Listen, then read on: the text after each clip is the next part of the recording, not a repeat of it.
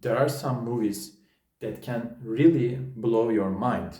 You should be careful before you watch them because you no longer may have your mind present. So there are some movies that can question your reality, and they are very, very interesting to watch, and it is very fun to watch them. We all know this kind of movie, but we don't know exactly the total amount of those movies because there were always intelligent people since the Hollywood was created, and they kept doing the movies which would actually surprise you. So the latest movie I just finished is The Mother. Mother, Jennifer Lawrence is the main actress in that movie. This movie represents a very, very sinister cult. So you don't exactly know what is happening until you finish the video, and it kind of blows your mind because it is very complicated. You're like, I think she's schizophrenic. I think he has schizophrenia. I think the all of the people in the movie has some shared psychotic disorder, but these are not the case.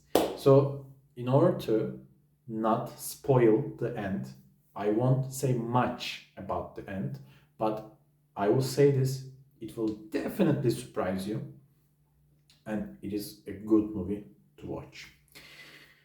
So, when we say blowing mind, I think the number one director and producer is very obvious, and his name is Christopher Nolan. Nolan movies, they all blow your mind. Let's take a look at the Inception. So, they think emotions lead the subconscious mind, and the emotions can lead your decision by your subconscious mind. So if you are to plant an idea to subconscious mind, when you get consciousness, you will be acting according to that idea. That's very interesting. That's very interesting because how many people could actually guess there is something is this way, and we will be watching this kind of movie, and in the end it will make us, wow, I did not see this coming, because the actors are very, very successful, and actress are very successful, and director is one of the best directors in the world, if not the best. That's out of question. So Inception movie really can blow your mind because the subject is human mind. Its subject is subconscious. Subject is planting ideas using emotions. It's great, and it can actually show us the future. Why people why people use this kind of movies. I think the one reason which we don't actually think about or we don't hear about is to prepare us for the future. I think in the future to people will be able to upload ideas, upload knowledge into another human mind. That is Inception. So let's continue. Let's continue with another Nolan movie. So Interstellar. So Interstellar is a movie the world needs another planet to survive. Humanity needs another planet to survive because the world has some kind of storm, and the air it's getting so polluted and they cannot actually breathe properly.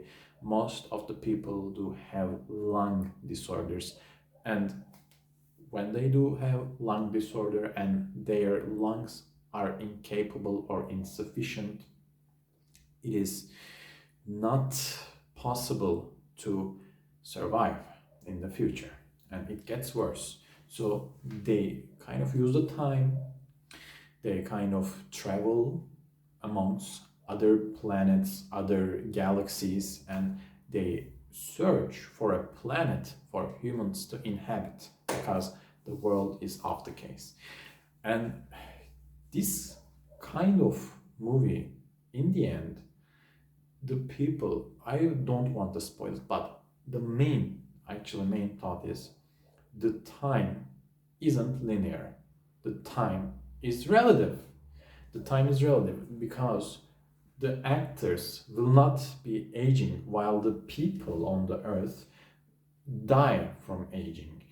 And they are so complicated. The theories are so complicated.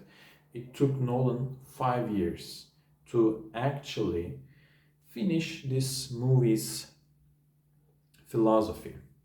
And the science behind this movie is exponentially great. That is a real blow mind because it will make you question anything in your life. And why people don't consider this as a possibility? Because yes, we do have Earth, but the Earth wasn't so friendly some 10,000, some multiple 10,000 years ago, because they were some kind of ice age and they were some kind of dinosaurs. The earthquakes, we couldn't actually inhabit the world in the way we are inhabiting right now. Who is to say? Who is to say the world will not have a global problem which will make the humans not able to live in this very planet? So this can actually warn us about the future. We have this global warming, we might have wars in the world, and we have nuclear power. Why not try to inhabit another planet while this one is so fragile and can be gone any moment? This is a very serious question that we should ask to ourselves. So let's talk about another movie. I love time. I love talking about time. So the movie name is Arrival, and the main actress is Amy Adams. So she's a linguistic professor, and as a linguistic professor, she's very famous, she's very well known, and she's kind of at top of her job. So people should go to her when there is something about the languages they cannot understand. So the movie is about an alien, not an invasion, but an alien visit. So the aliens come and they are trying to communicate, which they don't exactly use alphabet, they don't exactly use numbers, they don't exactly use letters. So how can they communicate? They just go to her in order for her to understand them and lead them in a way that they can interpret the messages the aliens are sending. So they learn this language. There is a one theory, which is when you learn a language in a way that people, it's inherent and it's local people are speaking, the natives, in the way which natives are speaking, you will be perceiving the world as the way they perceive the world. So let's say there's a language and the speakers or knowers of that language do understand time in a cyclical way, which it actually is. Time isn't linear.